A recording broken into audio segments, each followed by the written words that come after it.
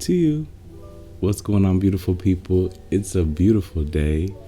Today is the Master Key System Part 15. If you don't know, my name is SeaJay.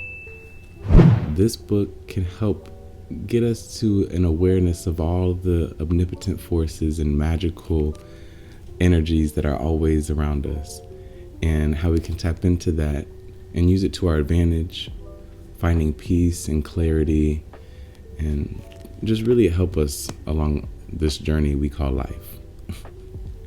So if you haven't seen the other videos, I would go back to, chapter 1. I have links in the description, or you could just watch this one and see how it goes and see if you want to continue on. But without further ado, let's get into it. Experiments with parasites found on plants indicate that even the lowest order of life is enabled to take advantage of natural law. This experiment was made by Jacques Locke, MD, PhD, a member of the Rockefeller Institute. In order to obtain the material, potted rose bushes are brought into a room and placed in front of a closed window. If the plants are allowed to dry out, the aphids, parasites, previously wingless, change to winged insects. After the metamorphosis, the animals leave the plants, fly to the window, and then creep upward on the glass. It is evident that these tiny insects found that the plants on which they had been thriving were dead, and that they could therefore secure nothing more to eat and drink from this source. The only method by which they could save themselves from starvation was to grow temporary wings and fly, which they did. Experiments such as these indicate that omniscience as well as omnipotence is omnipresent, and that the tiniest living thing can take advantage of it in an emergency. Part 15 will tell you more about the law under which we live. It will explain that these laws operate to our advantage, that all conditions and experiences that come to us are for our benefit, that we gain strength in proportion to the effort expended, and that our happiness is best attained through the conscious cooperation with natural laws. So what I got from this introduction is magic is always prevalent. The forces that are always around us are always giving.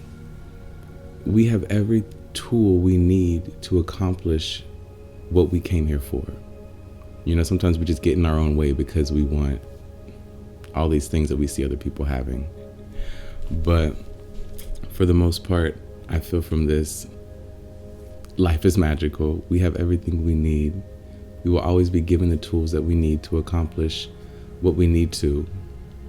And everything that happens in our life is happening for us. Even if it's something gets taken away, that's happening for us. So try not to get in the way of yourself by the blessings that are trying to pour into your life. That's what I get from the introduction. So now I'm gonna go over to number 3. Difficulties, inharmonies, and obstacles indicate that we are either refusing to give out what we no longer need or refusing to accept what we require. All conditions and experiences that come to us do so for our benefit. Difficulties and obstacles will continue to come until we absorb their wisdom and gather from them the essentials of further growth. So I love this one, and I write down some stuff. Every time I read stuff, I write things down. So I'm gonna read some of what I wrote down. Challenges and struggles are guides and tools trying to steer us toward our desires, making us wiser, stronger, and ultimately forcing us to grow. Growth is uncomfortable, but we have to transform in order to become who we want to be. Instead of looking at challenging times as punishment, defeat, or negative, look at those challenges as motivation, expansion, new beginnings. Everything that happens in our life is happening for us, not to us.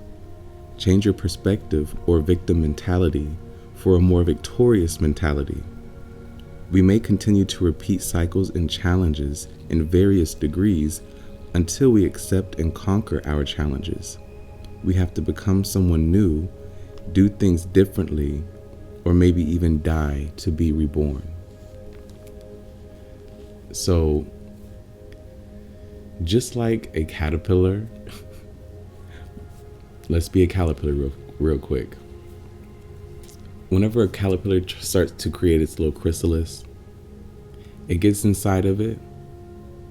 It knows what it has to do, and it becomes this liquid.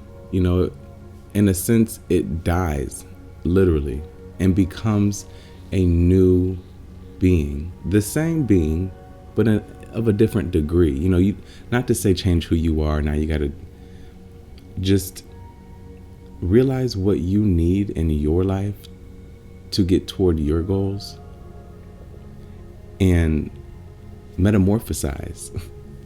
Switch up how you answer the phone, how you greet yourself, how you talk to people, how you identify yourself. Switch these things up, mold yourself into the person you want to be, and don't be so stuck to your comfortability, because sometimes your comfort zone can be your prison. So that was 3 and 7. Now I'm going to go over to 5 and 6. We cannot obtain what we lack if we tenaciously cling to what we have. We are able to consciously control our conditions as we come to sense the purpose of what we attract, and are able to attract from each experience only what we require for our further growth. Our ability to do this determines the degree of harmony or happiness we attain. The ability to appropriate what we require for our growth continually increases as we reach higher planes and broader visions. And the greater our abilities to know what we require, the more certain we shall be to discern its presence, to attract it, and to absorb it. Nothing may reach us except what is necessary for our growth. Okay, so we kind of touched on this in the last one, so I'm going to read what I got real quick. We have to let go of some things that make us comfortable and complacent if we want things in our life to change. We have to give to receive. You are not living in harmony if you take more than you need or give up too much of what you need. So, just like in nature, a tree is so giving. It offers a place for insects, animals, birds just to live, fungi. It nourishes other plants around it through its roots. It shades certain trees. It provides so much. Animals out in nature, some animals, they eat things off of, parasites off of one another and provide a friendly ecosystem for one another. There's not too much of, one particular animal or something being a parasite. You don't really see parasites too much, out in nature, at least a parasite that nature cannot conquer. So you don't want to be an uncontrollable parasite. Be like nature, give so you can receive. And that may be uncomfortable with some people because it may mean that they need to step out of their comfort zone or give up certain things that they really hold on to because they may believe that they won't be getting something in return. They're afraid of not receiving after they give. But whenever you give, it doesn't have to be you giving up money or things like that. Give your positive energy or prayer to the world. When you wake up, give thanks, gratitude, pour blessings into the world. Maybe you all be happy, uplifted, and go out in this day and learn a lot so we can become strong. Just give a little, receive a little, live in harmony like nature. I got some more stuff. You're not living in harmony if you take more than you need to or give too much of what you need up. The more aligned and on track you become with yourself and the world around you, the clearer your needs will be so that you can give and take appropriately. So the more you start to align yourself, the more you start to step into your being, the more clear the people that you should be giving to will be. The direction in which you are giving your energy to will be more clear. So you won't feel so threatened or so opposed to giving, because you know that that is right for you. You should be giving, all your time or energy into this one particular thing, without the fear or the worry that you may be overburdening yourself or, giving too much of yourself up. But in all reality, our glass is always overfilling, allowing us to pour into other people. Okay, have that mentality that everything that's happening in your life is just showering you in blessings, whether those blessings may be taking away from you, giving you upset feelings or hatred, or love and light, and pushing you toward, this happy life. Whatever the case may be, it is all happening for us. So that's what I get from 5 and 6. Now I'm going to go over to number 12. The first form which thought will find is language or words. This determines the importance of words. They are the first manifestation of thought, the vessels in which thought is carried. They take hold of the ether, and by setting it in motion, reproduce the thought to others in the form of sound. Thought may lead to action of any kind, but whatever the action, it is simply the thought attempting to express itself in visible form. It is evident, therefore, that if we wish desirable conditions, we can afford to entertain only desirable thoughts. Okay, I love this one. So let me just jump right into what I wrote. The air, the water concentration in the air, the temperature are all tools for either a hurricane or a rainbow. Just as your thoughts are tools for either hatred or love, destruction or creation. So it is important to entertain only the thoughts you need in order to create the reality you desire. We are given the tools to allow us the creation of thoughts, the ability to have thoughts. And depending on the thoughts that you entertain, depending on the thoughts that you more so have throughout your day, will be the result of whatever your outside world is or your reality.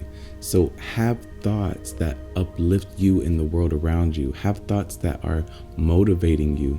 Have thoughts of yourself that make you love yourself. Have thoughts of other people that make you love other people. Have thoughts about how other people view you as uplifting and inspirational, so that you can be uplifted and inspired when you go out in front of people instead of reserved and scared. I know it can be hard, so I could be somebody that's more so like to myself out in public, or just kind of, held back a little bit, but I'm slowly but surely I'm getting out of that, that's just like a part of me. But also I can be very outgoing, and I was a cheerleader and whatnot. It kind of just depends on the environment, but I'm more so starting to not allow my environment to make me, come off some way. I want to be whatever I want to be, and influence the environment to be the way it is. I want, that's kind of what I'm working on with myself. But either way, you are who you are. Be respectful to yourself, and don't push yourself too much. Love yourself, but also kind of try to become what you want to become, and realize that means that it's going to be a little uncomfortable. You might have to push yourself a little more, or dig deeper into your thoughts, so that you can try to figure out which one of those thoughts or which ones of those thoughts are creating anxiety and fear and frustration in your life. And also, I wrote, not to say your life is going to be rainbows and sunshine because you have positive thoughts all the time. You may see even more negativity. You may be walking under the thunderclouds. But what's most important is not the outside, it's the inside.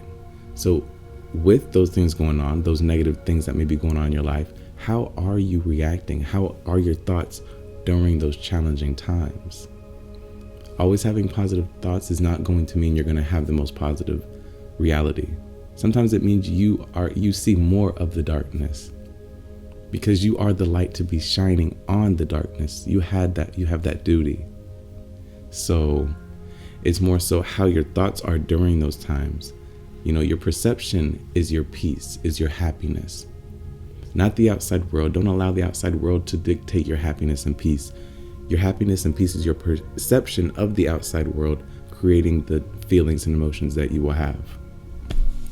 So that's what I get from 12 and 13. Now let's go over to the application. For your exercise this week, concentrate on insight.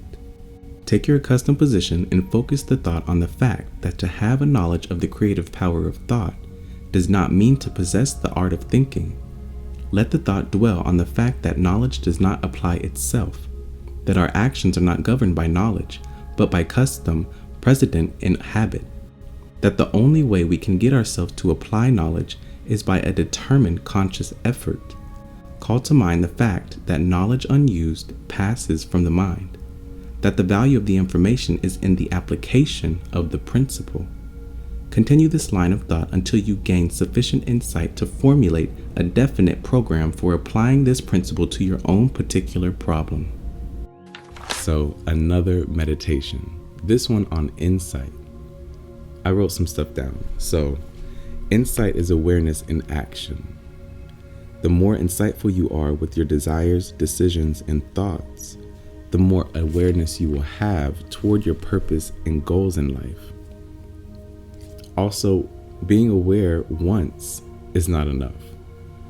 You need repetitive actions and thoughts that align with your desires. Just like a couple of chapters ago, the athlete that only reads books but never goes out into, on the field or on the court is not necessarily utilizing that knowledge, and they're not really getting a fullness, a wholeness, an understanding of the knowledge by just reading, by just absorbing. You have to put it into action. So with this one, meditate on insight, meditate on seeing your thoughts and where they're going to lead you if you continue those thoughts. Meditate on your actions or what you're doing right now in life, and seeing how what you are doing is creating the person you are, and that you can reprogram who you are anytime you want. Go really deep into this and just use this meditation to your advantage. Use this to help you grow, to help you become more motivated. Now you see, wow, I've created myself to be this. Or at television, my mother, music, educators have created me to be this way because of the repetitiveness that they've been instilling into me. So all I need to do is repetitively think certain thoughts, repetitively do certain actions, repetitively be the person I want to be.